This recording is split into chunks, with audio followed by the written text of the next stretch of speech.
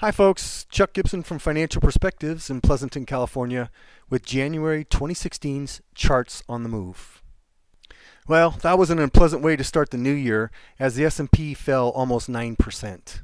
Sell-offs typically bring with them volatility, and this time was no different as we closed out the last 8 trading days of the month with triple-digit moves on the Dow. For those that follow the markets closely, these roller coaster days have a way to rip at your emotions. The highs are quickly replaced by lows and the happiness with disappointment. I find the best way to filter out the daily noise is to expand your horizon and look at the bigger picture. With that in mind, for this month's video, I'm going to take a quick trip around the world looking at a number of country and regional charts in the hope that the mosaic that it paints helps explain my cautionary stance. So let's get to it. Jumping over the pond to Europe, my first chart is that of Spain through August of last year. While not perfect, this topping pattern warns of lower prices.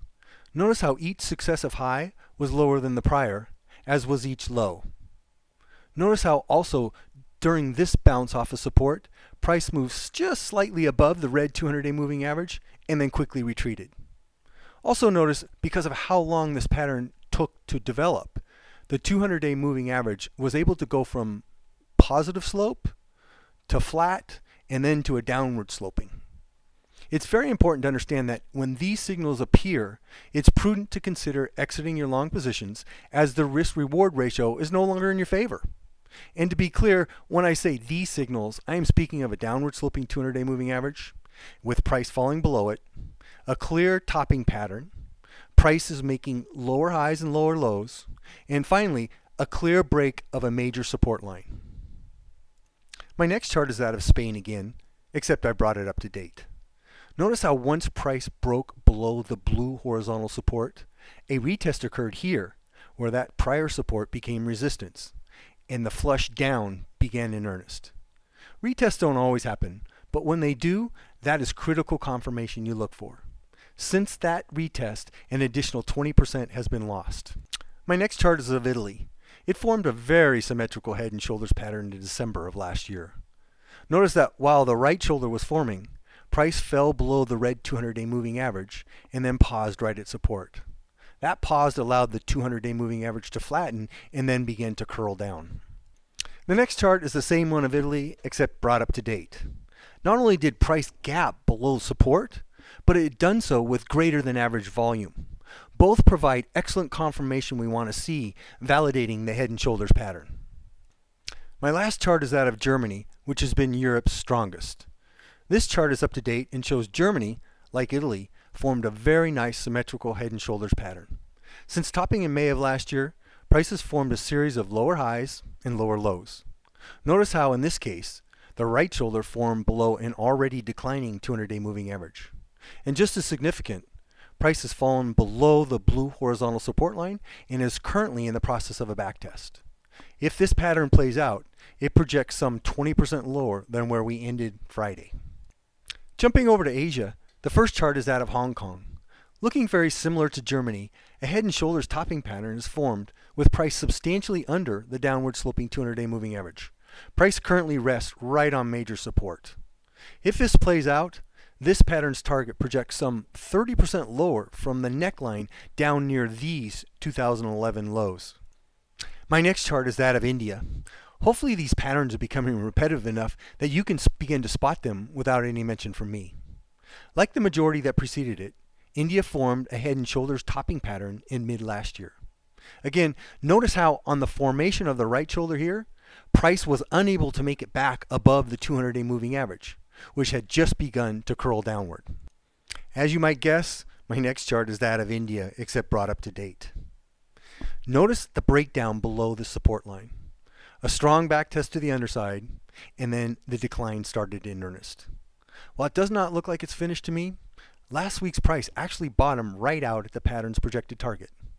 This is a place where anyone short this ETF should consider taking some or all their profits. For the last look at Asia, I want to end in Japan. Of all the charts we've looked at so far, this is the best.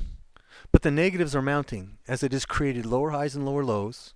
It has formed a non-convincing topping pattern, and price is still under a downward sloping 200-day moving average.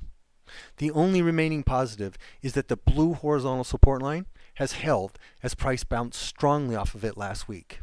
As such, until price has fallen through that 45 level of support, I have to view this recent correction as that, just a correction within a bull trend. Before we head back to the Americas, I want to go south and check in on Australia. Hey, looky here. What a surprise. A head and shoulders pattern with the right shoulder forming just under a downward sloping 200-day moving average. Where have I seen this before? And now, bringing the Australia chart up to date, we can see that no backtest occurred here, as the decline was just too strong out of the gate.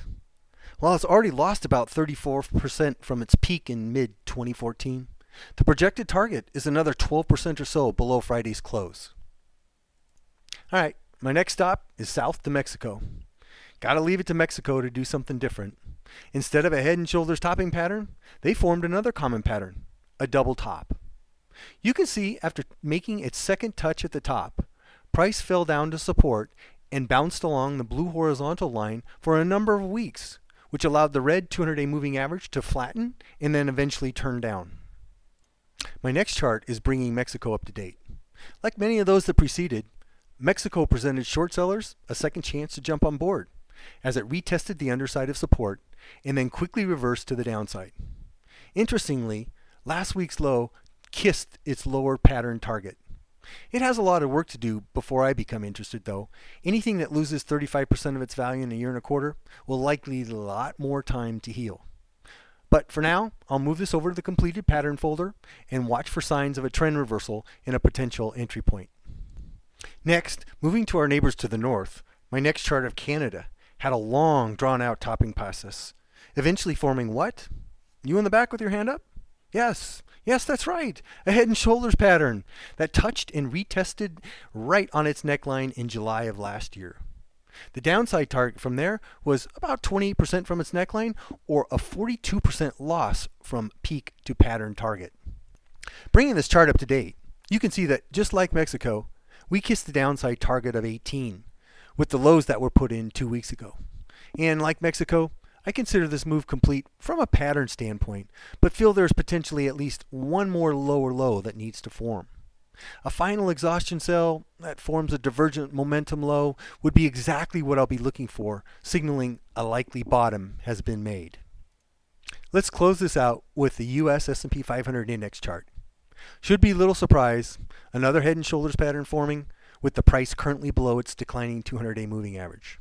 I'm not going to spend too much time here, as I think I've beaten this to a pulp in prior videos and blog posts. No sense in overcomplicating it, because just like Japan, the US is the only other location in my whirlwind tour of the world that I could find that still has held its neckline and has not broken down below support.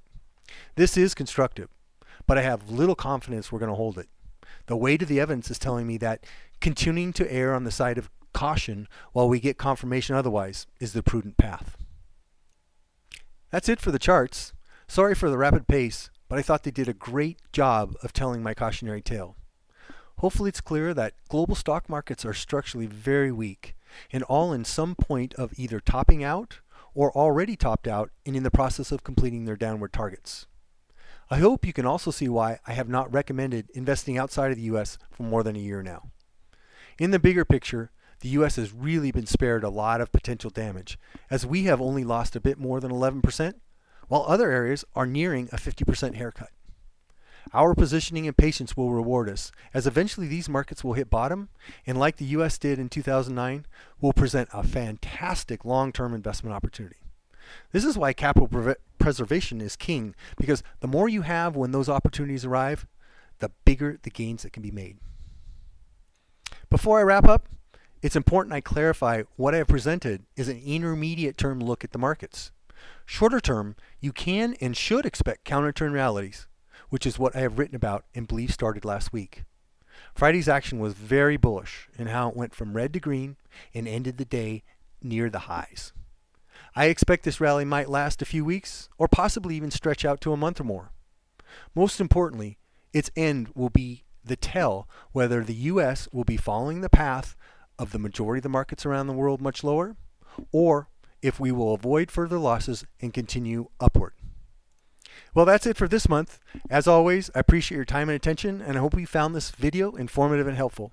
If you have any special requests for the next installment or comments, as always, I'd love to hear from you. You can send me an email at chuck@financialperspectives.biz. Again, thanks for listening. Until next month, this has been Chuck Gibson from Financial Perspectives with January's Charts on the Move.